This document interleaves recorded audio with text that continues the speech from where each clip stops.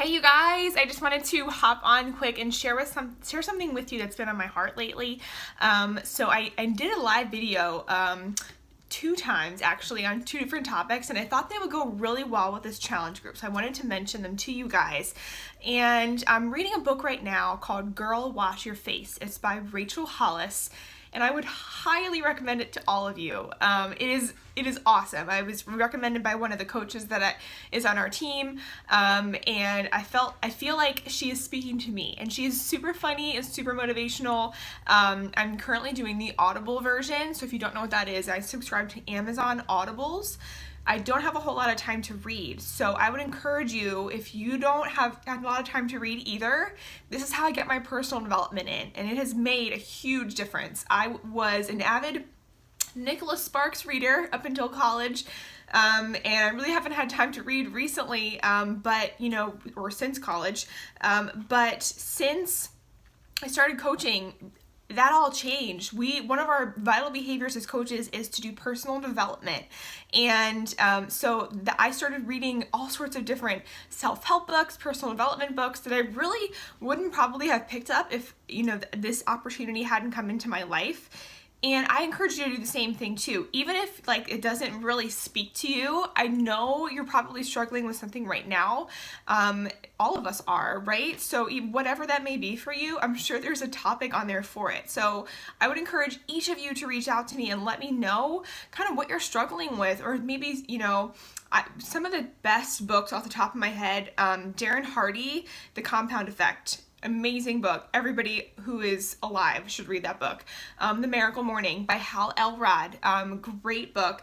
It teaches you how to develop a morning routine that is doable for you, and he goes through the whole different, what all is involved with the morning routine and how you can do it in as little as 5 minutes, or you can take a whole hour if you want. Most of us don't have a whole hour. But a lot of the things in there can really help to propel you forward to reach your goals that much faster. Mel Robbins, she's amazing. Guys, if you don't know who I'm talking about, you need to look her up. She has a ton of stuff on YouTube, but she did a book called The 5-Second Rule, and it was a book that helped her to quit her habit of hitting the snooze button, which I admit, I do that. I need to be better at that. And this book really helped me to realize actually the neuroscience behind why we hit the snooze button and how it can actually be detrimental to us. So I would encourage you to read that. It's basically 5, 4, 3, 2, 1, go. And then you just do what you were thinking of doing, because if you stop and think about it for more than 5 seconds, your brain is probably going to cause you to hesitate and do all sorts of different things that will cause you not to do what you wanted to do in the first place. So it's just a great book for that. Ton of other amazing things. Joel Osteen has a book on, oh my gosh, what's it called? The Power of I Am. That's a really awesome one too. But I want to get into the meat of what I really want to talk to you guys about. So this book by Rachel Hollis is called Girl Wash Your Face. And she said the other day, she was talking about why people continuously quit on themselves. So this is a huge topic when it comes to our challenge groups, because I see time and time again, people are really excited to get going with our groups, and they're in it for a week, and then they fall off the wagon, and I'm wondering where they went. And I try to check in with you guys on a weekly basis, which I will be doing tonight. But I just wanted to to relate to you that this is normal. A lot of us go through this, and there's actually kind of a science behind it, why we quit on ourselves. So basically she was saying our bodies are only going to do what they've been trained to do in the past. So for example, if you set out to run 30 miles in a day, but you've only ever run 4 miles without totally petering out and tiring out, then you're probably going to tire out around 4 miles. So the same thing goes with our minds. If we have only pushed ourselves so far, only done certain things, and have been afraid to go beyond that point in the past, then our kind of subconscious is trained to just go to that one point and then stop, and then not go any further, not push ourselves any further into the unknown, because the unknown is scary. Our brains work on a caveman type mindset, and they're fear is scary, the unknown is scary, it's fearful, let's not do that because we want to survive. So that is kind of how our brain works. It's very primitive, but it kind of really can help, like, it kind of really can be a detriment to us when we want to reach those goals, right? Because we're afraid to go beyond our comfort zone because it's uncomfortable. That's, why they call it the comfort zone, because it's comfortable. We know it's there. We're afraid to go beyond that. So she suggested, and what I try to tell you guys in this challenge group too, in little ways, is start with one goal. Start with one goal. So hers was, she gave up Diet Coke for an entire month. And that was a huge deal for her. That might not be a huge deal for you, but it was a huge deal for her. By the end of the month, she realized that she really didn't even crave it anymore. Like, she said she was so addicted to Diet Coke that she would think about it every day and spend hours, almost, deciding, like, was she gonna have it for a snack? Was she gonna save it for a dessert after dinner? Was she gonna have it with dinner because it would go well with dinner? So, like, she was that addicted to it, she thought about it often. So it was a big deal for her. So what I want you to do is pick something that you're struggling with, or is a big deal for you, and I want you to focus on that one thing, and I want you to focus on getting better at that one thing. If you try to do it all at once, it becomes overwhelming and you just quit because you feel like you can't do it. But if you focus on one thing and you take baby steps, and but willpower is like a muscle, right? Autumn Calabrese, a lot of us are doing 80-day obsession, and she said the other day, willpower is like a muscle.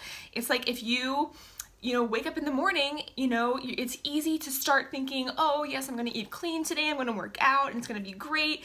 But by dinner time, you're like, oh my gosh, I need a cookie. But it's kind of the same thing. Like, if you wake up in the morning and start curling 5 pounds, 5 pounds is really, it's not that bad.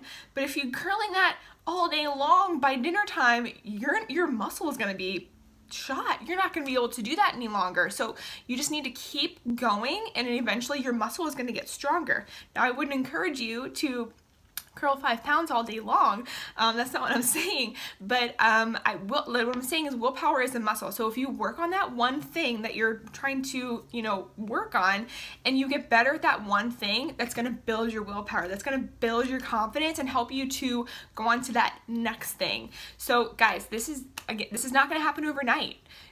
Things like your health, your fitness, you're not going to lose 20 pounds overnight. You're not going to gain that bikini body overnight. It's going to take time. That's a healthy way to do it. But by doing things one thing at a time, that's going to help you build the confidence to be able to eventually do more things and help to develop your healthy habits and help you stick to them, really. Because the reason we quit is because we get overwhelmed with everything we feel like we need to do, right? So that's all I wanted to say for today in regards to that. The other video I did on Rachel Hollis was another chapter in this amazing book, and it kind of ties into this too. So, a lot of us have a goal. I always encourage you to, talk about your why. Why are you in this group? And I want you to write that down, and I want you to have it on a sticky note and put it on your mirror, or somewhere where you're going to see it every day to remind you why you're here. And it kind of goes hand in hand with your dreams. So, like, your goals and your dreams are a big deal to you, and I want you to, make sure those are, front and center of your life, and to kind of focus on those, and developing healthy habits like you're doing in this challenge group, what you're doing now can definitely be a part of that and help you to propel you forward into developing even healthier habits in the future, and better strategies, and helping you to help in other aspects of your life too, not just health and fitness, but helping you to be more confident in your work life, in your social life, in your whatever it may be for you. So your goals and dreams are super important, and what she really said that stuck out to me was that no one else gets to decide how big your dreams can be. So as a coach, that stuck out to me because obviously no one goes to school to be a Beachbody coach. So there's times when, people are like, what does that even mean? What do you do? Is that even a thing? And I don't want people to, talk to you guys like that, or have you have a dream and have someone just, kind of dismiss it or not acknowledge it. Or I don't want you to think that because you're in this group, it doesn't count for something, right? I want you to really be able to stick behind your dreams and goals, and they are your dreams and goals for a reason. Someone else may have different dreams and goals, and they may not know, or they may not, know about yours, and obviously your dreams are not theirs, so they don't maybe care about yours quite as much because they're not their dreams. So I want you guys to focus on, your dreams and goals, and just know that no one else gets to decide what your dreams and goals are or how important they are. Okay, so I know that was a little bit of a rabbit trail there, but I wanted to throw that in there too. And Rachel Hollis describes it much more eloquently in her book, so I would encourage you to go read that. And I hope you guys have an amazing rest of your day. And this is like our last week of this challenge, guys, so I'm super pumped. Make sure to keep checking in. I know some of you have kind of fallen off a little bit, so I'm gonna check and make sure everything is okay, but I hope all is well, and hope you have a great rest of your night. All right, guys, bye-bye.